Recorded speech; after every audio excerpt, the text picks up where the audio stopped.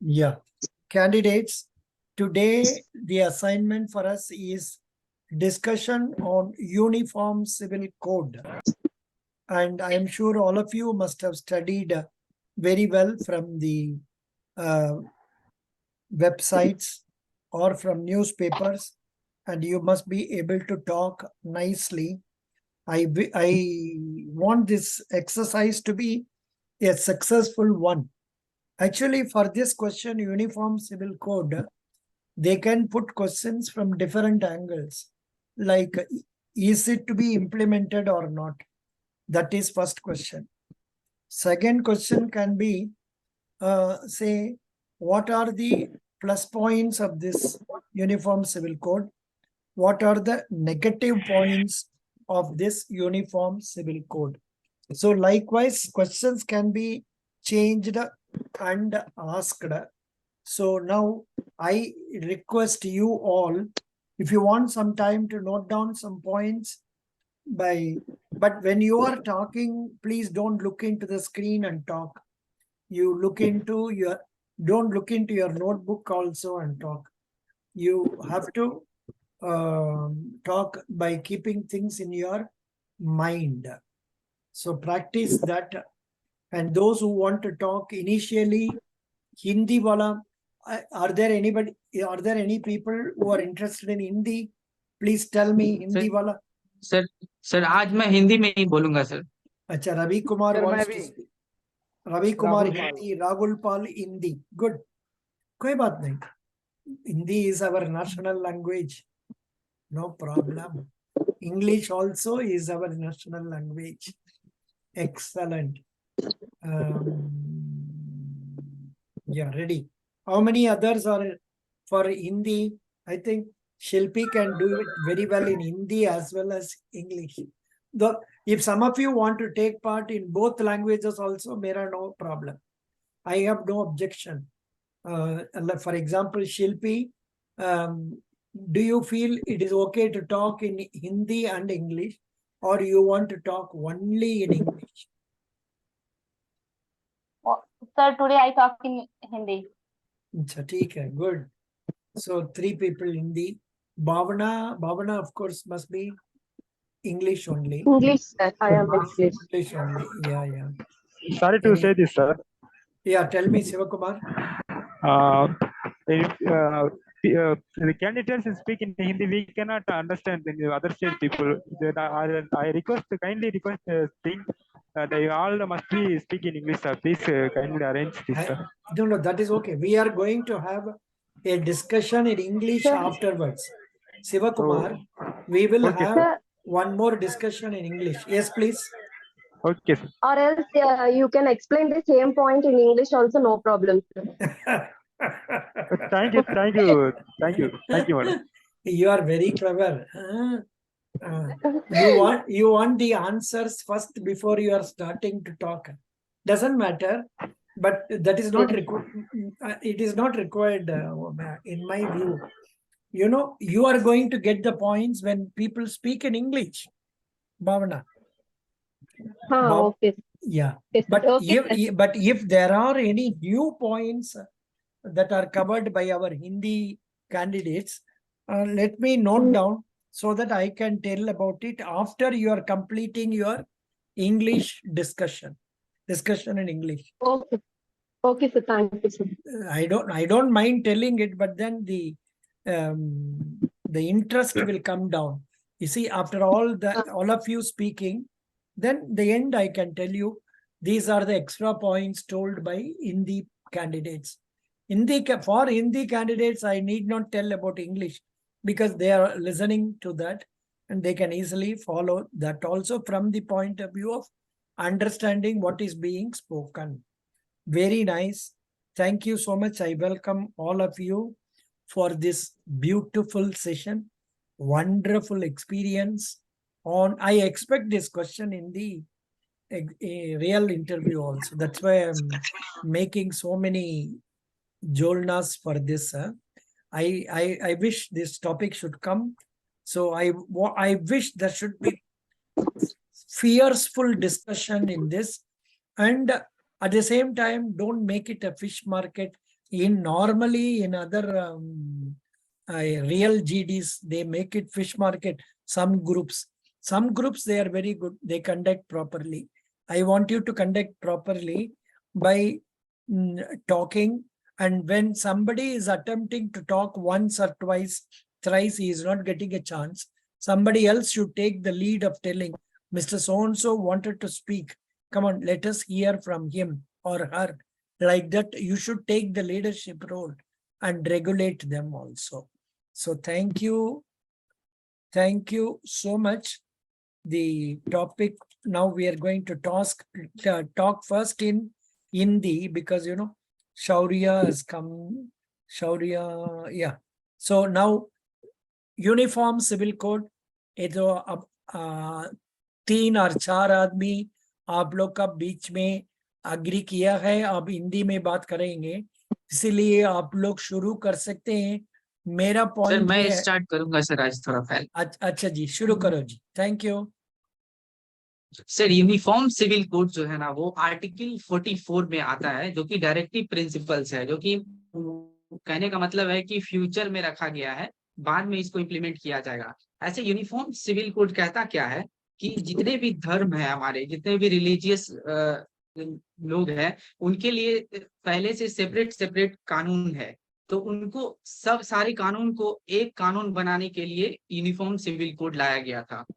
और पहले क्या, अभी करेंटली क्या हो रहा है कि 2 टाइप का अभी लॉ चल रहा है हमारे इंडिया में। पहला जो कि है यूनिफॉर्म, जो कि सब पे लागू होता है, और दूसरा जो है नॉट यूनिफॉर्म, जैसे हमारा हो गया हिंदू मैरिज एक्ट, शरीयत लॉ, ये सब जो है अलग अलग कानून हो गया। इस पे सारे लॉ सबके लिए अलग अलग होते हैं।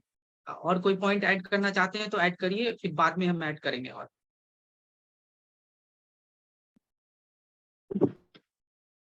ये जो सिविल कोड है, ये अभी जो ज्यादा चर्चा में आया है, क्योंकि ना अभी इसके बारे में 26 जून को शायद कहा था पार्लियामेंट में कि इसको हम लागू करेंगे। इसका बारे में लोगों से, मतलब जनता से जानकारी ले रहे हैं। अभी गवर्नमेंट जनता से पूछ रही है कि क्या करना चाहिए, लगाना चाहिए, नहीं लगाना चाहिए। और सिविल कोड का पहले भारत में 2 लॉ है, क्रिमिनल और सिविल। क्रिमिनल में क्या है कि जो सजा मिलती है, कोई कुछ गुनाह कर देता है उसके भी, और सिविल में होता है पारिवारिक मुद्दों के ऊपर, कि आपको जैसे हिंदू, मुस्लिम, सिख, ईसाई, हर धर्म का एक अलग अलग लॉ है। तो मेरा मानना है कि ये जो अपने लॉ चल रहे हैं, हिंदू का अलग, मुस्लिम का अलग, सिख का अलग, जो भी है, उन्हीं के अंदर सरकार को ज्यादा, उन्हीं को और बेहतर बनाना चाहिए, उन्हीं के काम करना, उन्हीं के अंदर कुछ चेंजिंग करना चाहिए, ना कि पूरे ऑल ओवर इंडिया में एक सिविल कोड लगा देना चाहिए, सिविल कोड बना देना चाहिए। और कोई अपने पॉइंट ऐड कर सकता है?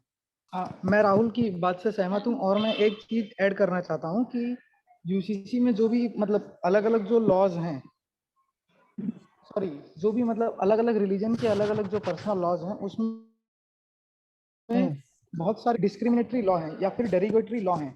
तो उनको हटाकर जो जिस सेक्टर का अपलिफ्टमेंट नहीं हो रहा है, उनको वो लोग अपलिफ्ट करें। फॉर एग्जांपल, जैसे कि मुस्लिम लॉ जो है, उसमें वुमेन्स को ज़्यादा डिस्क्रिमिनेशन होता है, या फिर जो उनकी इनहेरिटेंस रहेंगी उनको बहुत ही कम प्रपोर्शन में दिया जाता है। तो वो सब चीज़ों को, ये सब चीज़ें कम कर देंगी अगर यूनिफॉर्म सिविल कोड आता है तो।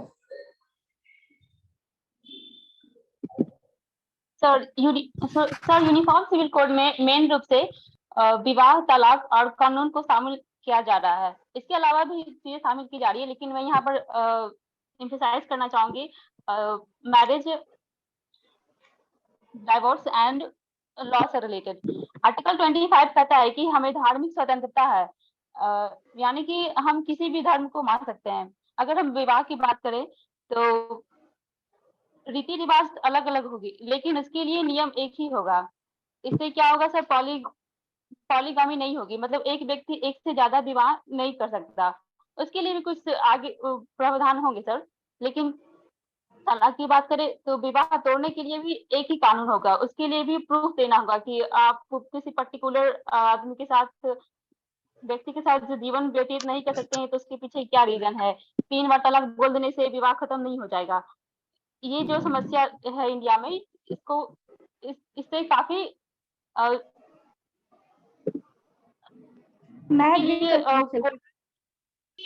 इसके लिए हमें कोर्ट जाना होगा, कोर्ट में ही तलाक की मंजूरी की जाएगी। और अगर बात करें वसीयत की, तो वसीयत के लिए में भी एक ही कानून होगा।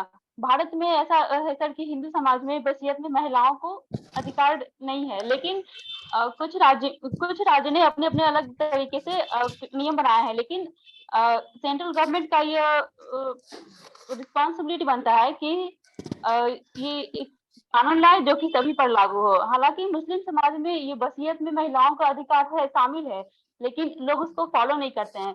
इसीलिए इसके लिए कानून का बनाया जाना बहुत जरूरी है। कृपया कोई हाँ, मैं- और मुझे ऐसा लगता है कि अगर मैं- यूनिफॉर्म सिविल कोड आता है तो नेशनल इंटीग्रिटी बढ़ेगी और बेटर सॉल्यूशंस प्रोवाइड होंगे एक ही आइडियोलॉजीज पर। जैसे कि अलग अलग जो धर्म के लोग हैं, अगर एक ही यूनिफॉर्म कोड रहेगा, यूनिफॉर्म सिविल कोड अगर रहेगा, तो बहुत सारे ऐसे डिसीजंस होंगे जो सब रिलीजन को मिलाकर एक ही सेम डिसीजन आ जाएगा, तो इससे इंटीग्रिटी हमारी बढ़ेगी। जैसे इन्होंने कहा इंटीग्रिटी बढ़ेगी, इससे वोट बैंक जो सिस्टम चलता है पॉलिटिक्स में वो भी खत्म होगा और सेकुलरिज्म भी काफी प्रमोट होगा इससे। वैसे कई पर्सनल लॉस में बड़े लूप होल्स है, वो भी खत्म हो जाएंगे अगर यूनिफॉर्म सिविल कोड आया, और जुडिशरी सिस्टम भी थोड़ा आसान हो जाएगा और फास्ट हो जाएगा एज कम्पेयर टू जो पर्सनल लॉस की वजह से चलता है। मैं एग्री करती हूँ सेल्फी के बात से। आर्टिकल 29 कहता है कि राइट टू कल्चर एक फंडामेंटल राइट है, और आर्टिकल 13 कहता है कि ऐसा कोई भी अधिकार जो हमारे देश के जो जनता है उनको अगर नुकसान पहुंचा रहा है तो वो इनवैलिड है।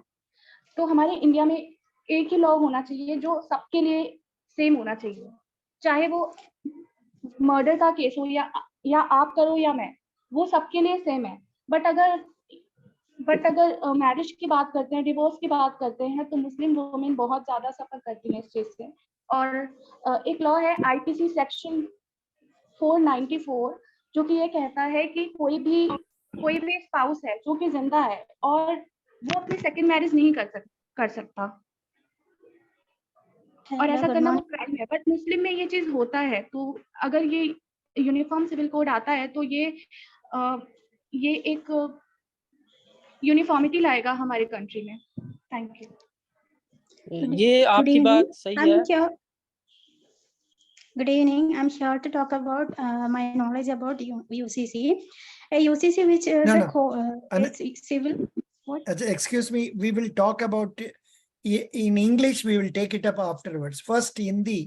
सर मैं कुछ पॉइंट और ऐड करना चाहती हूँ, क्या मैं कर सकती हूँ? No problem. Please do it.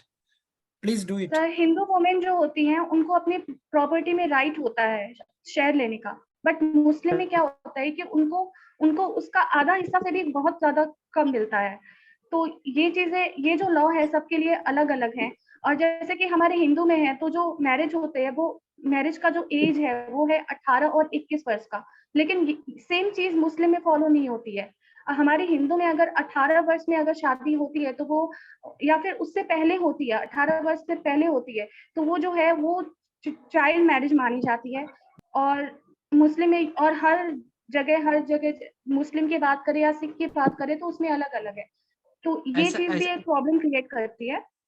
जैसा कि अभी श्रद्धा ने कहा कि मुस्लिम में मेंटेनेंस नहीं ले सकते, लेकिन एक लॉ है जो कि CRPC 125 है, जिसमें ये कहा गया है कि कोई भी वीमेन हो वो अपना मेंटेनेंस ले सकती है। इसका बेस्ट एग्जांपल है हमारा शाहबानो का केस, जिससे कि ये यूनिफॉर्म सिविल कोड आया है, जिसमें क्या हुआ था, शाहबानो ने अपना मतलब मेंटेनेंस के लिए कोर्ट में केस किया था 125 CRPC के तहत ही, जिसके कारण उनको 200 रुपीज देने का वादा किया गया था, और लास्ट में वो मुकर जाते हैं। तो मेरा यही कहना है कि इसके लिए भी अलग से एक लॉ है, जिससे कि वो मेंटेनेंस या जो भी मुस्लिम वेमेन, जैसा कि कहा श्रद्धा ने, वो ले सकते हैं। और कोई ऐड करना चाहते हैं? ये सही है, कानून है भारत में काफी, बट भारत की जो एक पहचान है वो यही है कि यहाँ पे अलग अलग धर्मों के लोग रहते हैं, हर जगह पे एक अलग अलग कल्चर है, हर स्टेट का एक अलग कल्चर है, हर धर्म में अलग अलग है। तो जैसे कि मुस्लिम धर्म में क्या होता है कि लोग अपनी सगे बहन भाई को छोड़कर चाचा ताऊ में लड़कियां लड़के शादी कर सकते हैं, लेकिन हमारे इधर हरियाणा राजस्थान में इधर ऐसा नहीं है, हिंदू में ऐसे हिंदू में नहीं कर सकते। तो मेरा मानना है कि जो अपने खुद के जो हमारे लॉ है, जैसे हिंदू धर्म का अलग है, मुस्लिम धर्म का अलग, उन्हीं को और मॉडिफाइड करा चाहिए, उन्हीं में जो कमियां है वो दूर करी जानी चाहिए। And you say there is no need for having a uniform civil code. अब ये बोलते हैं यूनिफॉर्म सिविल कोड सेपरेट का जरूरत नहीं है, खाली इधर किधर चेंजेस कुछ करना है उसको अटेंड कर सकते हैं। That's what you say. Yes sir. Okay. जैसा कि राहुल यादव ने कहा कि चेंजेस नहीं करना, ये सही है, मैं सहमत हूँ थोड़ा। इसके पीछे एक रीजन है, क्योंकि अगर हम चेंजेस करते हैं तो हमारी कम्युनिटीज का जो सेंटिमेंट्स है, जो सालों से चलता आ रहा है ट्रेडिशन है, उसको थोड़ा सा आहत पहुंचेगा, जिससे कि मे बी चांसेस है कि थोड़ा कुछ war type situation, may be protest type situation हो सकता है। तो इसको देखते हुए मेरा मानना है कि यूसीसी को नहीं लाना चाहिए, सेपरेट जो कानून है उसी में कुछ चेंजेस करना चाहिए। Good, very good. Thank you. Thanks for the discussions. And yeah, 1 minute. Conclusion sir. Yeah, conclusion आप लोग conclude कर दीजिए ना। क्या someone among you please conclude. Okay sir. Uniform as based on today's discussion, we reached on the conclusion that uniform civil code देश में हर एक नागरिक के लिए समान कानून की बात करता है। इसके लागू होने से दो विवाह का जो प्रचलन है वो खत्म हो जाएगा, तलाक की समस्या खत्म हो जाएगी, और वसीयतनामा में भी girls child and boys and girls दोनों को समान अधिकार मिलेगा। मोरओवर मेरा यही कहना है कि एक देश को चलाने के लिए दो कानून की आवश्यकता नहीं है। जब one nation one health apply हो सकता है तो वन नेशन वन लॉ क्यों नहीं? So your point is there should be one law. Very good. Okay, no problem. Stand. Anybody else? मैं सेल्फी की बात से एग्री हूँ, क्योंकि हमारे जो प्राइम मिनिस्टर है उनका भी यही है ऑब्जेक्टिव कि यूनिफॉर्म सिविल कोड को लाया जाए, और उन्होंने अपने इलेक्शन में भी यही बात की थी। तो मेरे अकॉर्डिंगली यूसीसी आना चाहिए। Yeah, very good. Anyhow, I don't know what is given. मेरा भी एक कंक्लूजन है सर, क्या मैं बोलूं? बोलिए। ऐसे जैसा कि अभी हम लोग डिस्कशन किए हैं यूनिफॉर्म सिविल कोड पे, सभी का कुछ लोग सहमत थे, कुछ लोग असहमत थे। तो ये जो डिसीजन है ना, ये थोड़ा सा ट्रिकी है, डिबेटेबल है, क्योंकि डायरेक्टली हम लोग नहीं कर सकते हैं, क्योंकि हम लोग डाइवर्स कल्चर में रह रहे हैं। ठीक है, तो यहाँ पे सबका राइट लेना बहुत जरूरी है, उसी के अकॉर्डिंग हम लोग को लागू करना चाहिए। यही था मेरा conclusion. Okay, no problem. Ravi Kumar, can you read this on the screen now? Yes sir. Uniform civil code समान नागरिक संहिता यानी यूनिफॉर्म सिविल कोड का अर्थ होता है भारत में रहने वाले हर नागरिक के लिए एक समान कानून होना, चाहे वह किसी भी धर्म या जाति का क्यों ना हो। समान नागरिक संहिता में शादी, तलाक और जमीन जायदाद के बंटवारे में सभी धर्मों के लिए एक ही कानून लागू होगा। यूनियन सिविल कोड का अर्थ एक निष्पक्ष कानून है जिसका किसी धर्म से कोई ताल्लुक नहीं है। Where are you now? Yeah. Acha, I will give the link of this to you in our WhatsApp page so that you people can read it afterwards. Boy. I am giving it there. Okay. Yes, sir. You can read it afterwards. Now the time is not there. So we will go for other candidates. Yeah, stop sharing. No. So very nice. You all participated well. I would like to appreciate them. People who talked, Ravi Kumar, Shilpi, then Shraddha, then I'm not remembering the other people. Other people who talked, Ragul Pal. Ragul also. Very good. Best wishes. Thank you so much. I am stopping the record of this now.